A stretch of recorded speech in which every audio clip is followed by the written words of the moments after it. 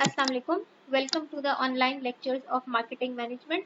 Marketing management के subject के under हम developing pricing strategies and programmes का चैप्टर स्टडी कर रहे हैं। तो developing prices and pricing strategies and programmes के चैप्टर में हम फर्दर स्टडी करेंगे कि कौन सी प्राइसिंग स्ट्रेटजीज हैं और किस किस्म के प्रोग्राम्स हैं, और अगर आपने अपने इंटरनेशनल प्रोडक्ट्स को अक्रॉस द वर्ल्ड उसकी प्राइसिंग स्ट्रेटजीज बनानी हो और उसकी प्राइसिंग प्रोग्राम को डेवलप करना हो तो कौन सी स्ट्रेटजीज कंपनी को इख्तियार करनी चाहिए और कौन कौन सी स्ट्रेटजीज जो हैं या व्हाट टू से मॉडल्स एग्जिस्ट करते हैं उनको देखते हैं। Price adaptation strategies. Price which means कीमत, अडेप्टेशन कि जिस भी जगह पर हो या जौन सा भी सीजन हो या जिस भी किस्म की आपकी प्रोडक्ट के फीचर्स हैं उस किस्म की अडेप्टेशन के लिहाज से, विच मीन्स कि वो वाले फीचर्स को देख करके, उन हालात को देख के, उन कॉन्सिक्वेंसेस को देख के आप अपनी प्रोडक्ट की प्राइस को अडेप्ट करें और एक स्ट्रेटजी डेवलप करें। तो किस किस किस्म की स्ट्रेटजीज हो सकती हैं, यहाँ पे 4 किस्म की स्ट्रेटजीज के नाम हैं। So let's discuss them one by one. Geographical pricing means कि आप अपने प्रोडक्ट्स एंड सर्विसेज की को प्राइस करें या उनकी कीमत को चार्ज करें according to the location you are marketing your product in. For instance, अगर आप इंटरनेशनली किसी वेल नोन मार्केट में, डेवलप्ड कंट्री में अपनी प्रोडक्ट को सेल कर रहे हैं तो आपकी अकॉर्डिंगली प्राइसिंग स्ट्रेटजी होगी। लेकिन अगर आप किसी अंडर डेवलप्ड कंट्री में या किसी डेवलपिंग कंट्री में, इमर्जिंग इकोनॉमी में अपनी प्रोडक्ट को सेल कर रहे हैं तो प्राइस अकॉर्डिंगली होगी। और जियोग्राफिकल प्राइसिंग जो है इसके अंदर आपके taxes, tariffs and each and everything, जो भी जिस लोकेलिटी में आप सेल करते हो उस लिहाज से जो है वो प्रोडक्ट की कीमत होती है। इवन अगर आप सिर्फ अपनी कंट्री में इस फैक्ट को ऑब्जर्व करें तो आपको अक्रॉस द लोकेशंस एक ही कीमत की एक ही प्रोडक्ट की कीमत डिफरेंट मिलती है। एक ही प्रोडक्ट की कीमत आपको डिफरेंट स्टोर्स में अलग से मिलती है। सो ये मैटर करता है कि किस जियोग्राफिकल लोकेशन के ऊपर प्रोडक्ट सेल हो रही है। इसी तरह discounts and allowances, which mean कि अगर प्रोडक्ट के ऊपर प्राइस कट्स लगाए गए हैं या सेल लगाया गया है या अलाउंस दिया गया है तो प्राइस किस किस्म की होगी। अगर आप किसी प्रोडक्ट को प्रमोट कर रहे हैं तो प्राइसिंग किस तरह की होगी, और अगर कोई यूनिक हाई इन्वॉल्वमेंट प्रोडक्ट है तो प्राइसिंग की स्ट्रेटेजी और प्राइसिंग की पॉलिसी इंटायरली डिफरेंट होगी। प्राइस अडेप्टेशन स्ट्रेटेजीज के अंदर काउंटर ट्रेड भी आता है। काउंटर ट्रेड में भी फर्दर आगे से सब पार्ट्स हैं। First one is barter. Barter means कि गुड के एक्सचेंज में, गुड्स एंड सर्विसेज के एक्सचेंज में आपको कैश नहीं, गुड्स एंड सर्विसेज के एक्सचेंज में आपको गुड्स ही मिलेंगे। कॉम्पनसेशन डील्स कि अगर आपकी गुड्स एंड सर्विसेज कहीं पे सेल हुए तो as a compensation, which means कि उसके मुतबादिल के तौर पे आपको क्या मिलेगा। बाय बैक एग्रीमेंट के एक प्रोडक्ट अगर ए पार्टी ने बी पार्टी को सेल कर दी है तो सेम प्रोडक्ट अगर बी से ए दोबारा रीबाय करेगा तो क्या एग्रीमेंट होगा। एंड ऑफसेट, विच मीन्स के सर्टन कंडीशंस को जो है वो ऑफसेट किस तरह से किया जाए। तो ये भी काउंटर ट्रेड के अंदर आता है कि लाइक एक प्राइसिंग को फॉलो करते करते अगर आप जो हो वो एक वैल्यू को, एक लेवल को अचीव कर गए हैं तो फिर उसके बाद आप जो ऑफसेट प्राइसिंग को डेवलप करते हैं। Discounts and allowances, cash discount which means कि आपकी प्रोडक्ट की कीमत के ऊपर डिस्काउंट देते हैं। क्वांटिटी डिस्काउंट, प्रोडक्ट की अमाउंट पर डिस्काउंट होता है। फंक्शनल डिस्काउंट है अगर आप कोई जो है फंक्शन परफॉर्म कर रहे हो प्रोडक्ट की डिस्ट्रीब्यूशन में, प्रोडक्ट की सप्लाई में, तो वो फंक्शन के ऊपर डिस्काउंट होता है। प्लस सीजनल डिस्काउंट विच मीन्स कि डिफरेंट सीजन के हिसाब से, like Eid season, summer season, winter season, इस लिहाज से भी प्रोडक्ट के ऊपर डिस्काउंट्स एंड अलाउंसेस मौजूद होते हैं। तो हर इवेंट का क्वांटिटी का, लाइक यू हैव टू सी कि आप किस किस्म की जो है क्यूज में या किस किस्म की मार्केट में इन्वॉल्वमेंट में एग्जिस्ट कर रहे हो तो आपको उसी किस्म की प्राइसिंग स्ट्रेटेजी अडॉप्ट करनी है। जियोग्राफिकल प्राइसिंग में बार्टर को पिक्टोरिकली, विच मीन्स या पिक्चर की फॉर्म में डिस्क्राइब किया गया है, जिसमें कंट्री एक्स और country X and country Y को जो है वो शो किया गया है। कंट्री एक्स अपनी गुड्स एंड सर्विसेज दे रही है कंट्री वाई को, और कंट्री वाई भी पे बैक कर रही है गुड्स एंड सर्विसेज की फॉर्म में। तो ये लीस्ट कॉम्प्लेक्स, विच मीन्स सबसे सिंपल और सबसे पुराना form of bilateral non monetary counter trade pricing strategy है, जिसके अंदर आइदर दो कंट्रीज हों, आइदर दो parties within the same country हों, या टू पीपल हों, जिसके अंदर एक ही form of good and services के अंदर या एक ही फॉर्म में जो है चीजों का तबादला होता है, तो उसको बार्टर कहा जाता है। स्विच ट्रेडिंग, स्विच ट्रेडिंग जो है वो एक कॉन्सेप्ट है जो कि तीन पार्टीज के दरमियान एग्जिस्ट करता है। इसके अंदर कंट्री एक्स भी इन्वॉल्व है, कंट्री वाई भी इन्वॉल्व है, कंट्री जी भी इन्वॉल्व है। फॉर इंस्टेंस कंट्री वाई को कंट्री एक्स से सॉल्ट की रिक्वायरमेंट है, कंट्री जी को कंट्री वाई से शुगर की रिक्वायरमेंट है, और कंट्री एक्स को कंट्री जी से मेडिसिन की रिक्वायरमेंट है। अब कंट्री एक्स कंट्री वाई को सॉल्ट प्रोवाइड करेगी, ठीक है, और कंट्री वाई जो है कंट्री जी को शुगर तो प्रोवाइड करेगी, लेकिन कंट्री एक्स कंट्री वाई से ये कहेगी कि आप पेमेंट जो प्रोडक्ट मैंने आपको दी है वो मुझे करने की बजाय आगे कंट्री जो है कंट्री जी को दे दें। तो क्या होता है कि एक कंट्री या एक पार्टी दूसरी पार्टी के बिहाफ पे वो पेमेंट आगे फॉरवर्ड कर देती है। तो ये हो जाता है एक स्विच ट्रेडिंग, जिसके अंदर एक थर्ड पार्टी इन्वॉल्व हो जाती है, और वो थर्ड पार्टी इन्वॉल्व होके आप जो है वो आपकी पेमेंट को इजी बनाती है, और आपको जो है वो नंबर ऑफ ट्रांजेक्शन से बचाया जाता है, और आपकी नंबर ऑफ ट्रांजेक्शन को कम किया जाता है। फॉर इंस्टेंस अगर मैंने जो है I am A person, there is B person and there is C person, मैंने बी पर्सन को कुछ अमाउंट दी थी, बी पर्सन बजाय के और जो बी पर्सन है वो मुझे अब रिटर्न करना चाहता है, लेकिन पर्सन सी जो है उसका भी मेरी तरफ कुछ उधार मौजूद है। तो I will say the B person कि आप मुझे देने के बजाय डायरेक्टली सी पर्सन को दे दें, ठीक है। तो इस तरह से ये स्विच ट्रेडिंग विच मीन्स कि एक थर्ड पार्टी बीच में इन्वॉल्व होती है और नंबर ऑफ ट्रांजेक्शन को कम किया जाता है। इसी तरह काउंटर ट्रेड या काउंटर परचेज जो है वो सिस्टम है of purchasing. Counter purchase system of purchasing के अंदर ये है कि एक ही कंट्री से डिफरेंट डीलर्स के साथ डिफरेंट किस्म के टर्म्स ऑफ एक्शन के साथ या डिफरेंट टर्म्स ऑफ एग्रीमेंट के साथ आप जो हो वो परचेज करते हो और परचेज और सेल करते हो। फॉर इंस्टेंस कंट्री वाई जो है वो एक्सपोर्टर है, कंट्री वाई के अंदर ही सेकंड डीलर है, तो goods and services country x जो है डीलर नंबर 1 को भी देगी और हार्ड करेंसी में पेमेंट लेगी। इसी तरह एक्सपोर्टर जो है वो कंट्री एक्स का वो डीलर नंबर 2 को भी कंट्री वाई के डीलर नंबर 2 को भी प्रोडक्ट देगा और हार्ड करेंसी में पेमेंट लेगा, लेकिन दोनों के साथ टर्म्स ऑफ सेल्स डिफरेंट होंगे। इसी तरह बायबैक कॉम्पनसेशन है। बायबैक कॉम्पनसेशन में कंट्री एक्स जो कि एक्सपोर्टर कंपनी है वो कंट्री वाई को कैपिटल गुड्स या टेक्नोलॉजी देती है, विच मीन्स कंट्री एक्स ने कंट्री वाई को कैपिटल दिया या कोई टेक्नोलॉजी से रिलेटेड प्रोडक्ट दी या हैवी मशीनरी दी, हाई फाई गुड्स दिए और उन्होंने रिटर्न में उनको पेमेंट कर दी। इसी तरह कोई इस कंट्री वाई का इम्पोर्टर है या कोई और लाइसेंसी है वो कंट्री एक्स को फिर टेक्नोलॉजी देता है या हाई टेक्नोलॉजी गुड्स देता है और कंट्री एक्स उसको पेमेंट करती है। तो विच मीन्स कि एक दफा जो उन्होंने कंट्री एक्स ने कंट्री वाई को जो चीज दी थी वो एज अ कॉम्पनसेशन फिर कंट्री वाई कंट्री एक्स को रिटर्न करेगी। Now it's promotional pricing tactics. Promotional pricing tactics means के इस किस्म की प्राइसिंग स्ट्रेटेजी जिससे प्रोडक्ट जो है वो कस्टमर के सामने प्रमोट हो सके, कस्टमर मोटिवेट हो प्रोडक्ट को मजीद बाय करने के लिए। तो देखते हैं कि प्रमोशनल प्राइसिंग टैक्टिक्स कौन कौन सी फॉर्म्स के होते हैं, और ये प्रमोशनल प्राइसिंग टैक्टिक्स हम अपनी डे टू डे लाइफ में फील कर रहे होते हैं, देख रहे होते हैं कि इस तरह के बहुत सारे प्राइसिंग टैक्टिक्स अक्सर सेल्स पीपल ने लगाए होते हैं और अक्सर आउटलेट्स में लगे हुए होते हैं ताकि हम मोटिवेट हो सके और ज्यादा चीज को बाय करें।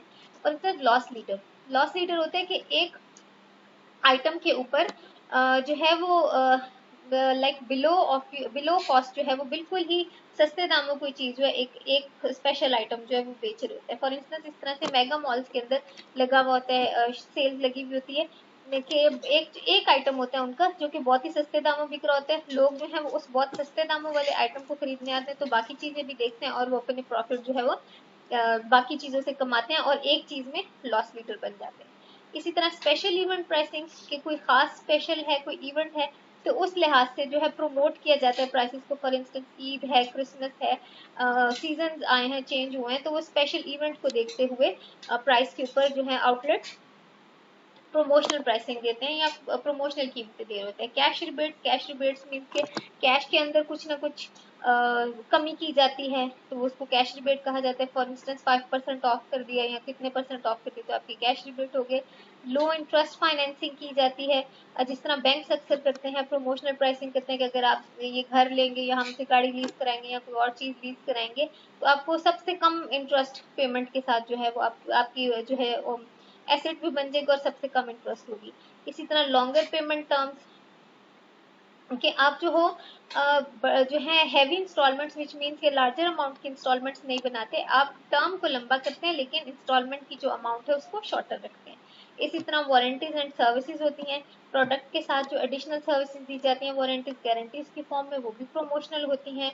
और psychological discounting, psychological discounting means कि इस तरह से लोगों को फिगर्स को या नंबर्स को या प्राइस के वैल्यूज को इस तरह से पोर्ट्रे किया जाता है कि लोगों को लगता है कि ये चीज़ जो है वो बहुत व्हाट से चीप है या सस्ती लगती है। एक्चुअली अपेरेंटली वो सस्ती लगती है लेकिन असल में इतना कोई स्पेशल डिफरेंस नहीं होता। फॉर इंस्टेंस यहाँ एग्जांपल दिए कि 599 की चीज़ अब 549 में, विच मीन्स कि कोई स्पेशल डिफरेंस नहीं है लेकिन स्टिल यू कैन सी कि एक साइकोलॉजिकल इम्पैक्ट मौजूद है कि ये चीज़ सस्ती हो चुकी है।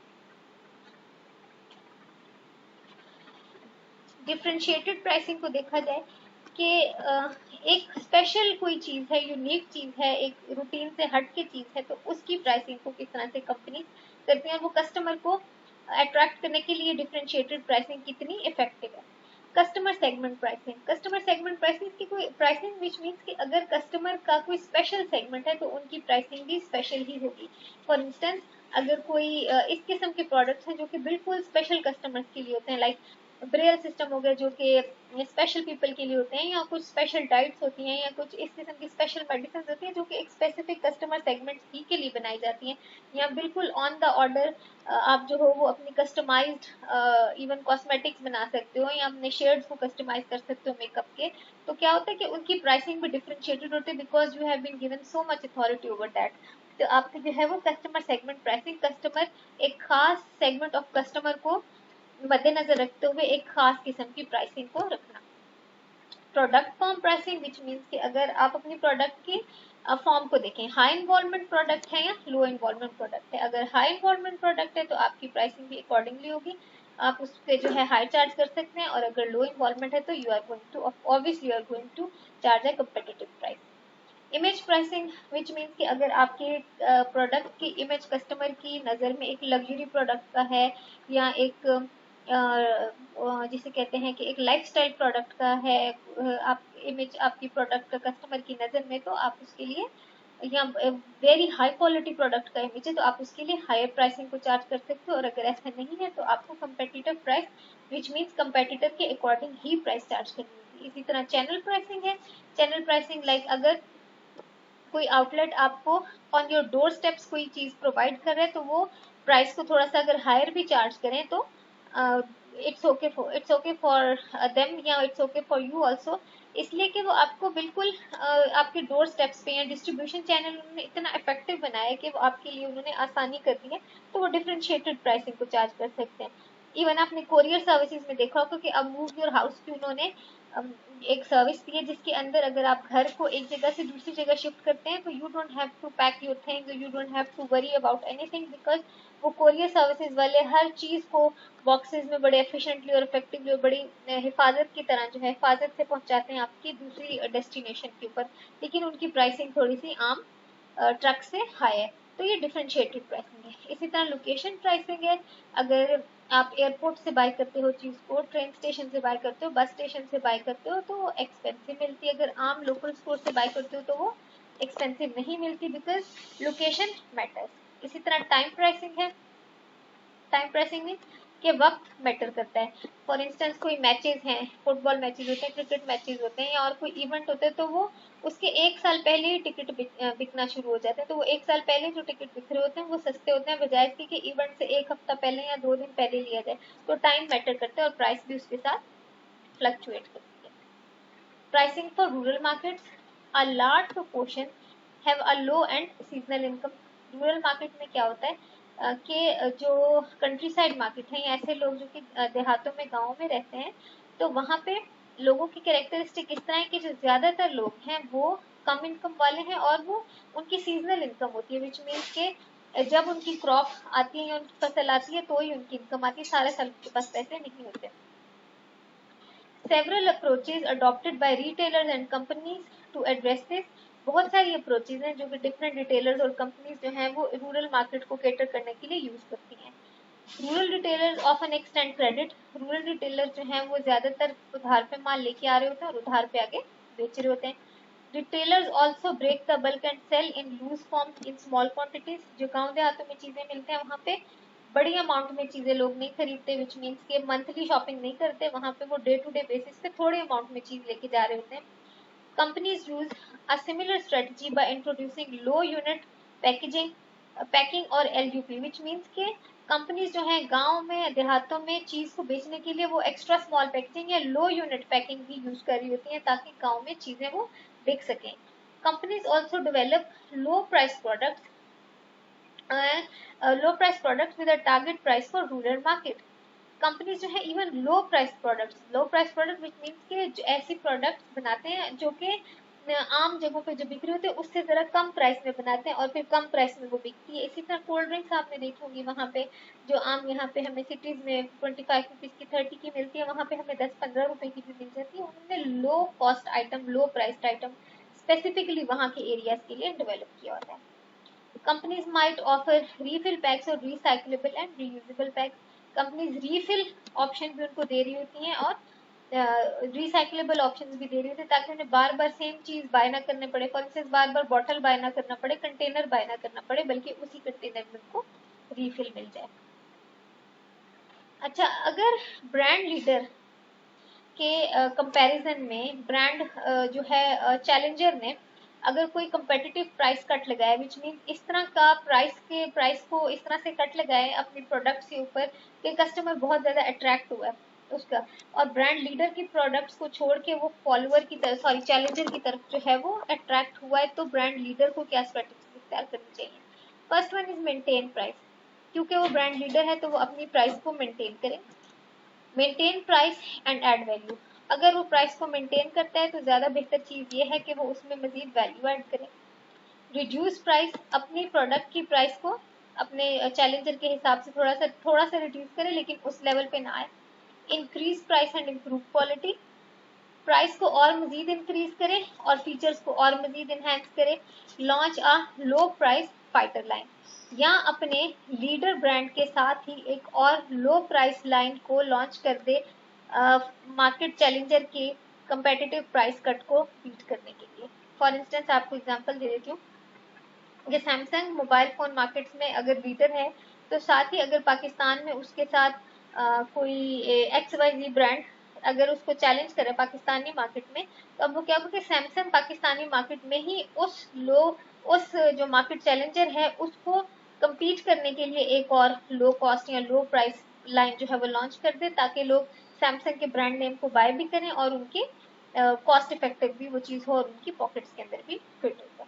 So this is all from the chapter of pricing strategies, and I hope you have understood pricing strategy and pricing programs. And if you have any question regarding pricing इस इन slide से या पिछले के कोई सी भी स्लाइड से, तो you can always contact me.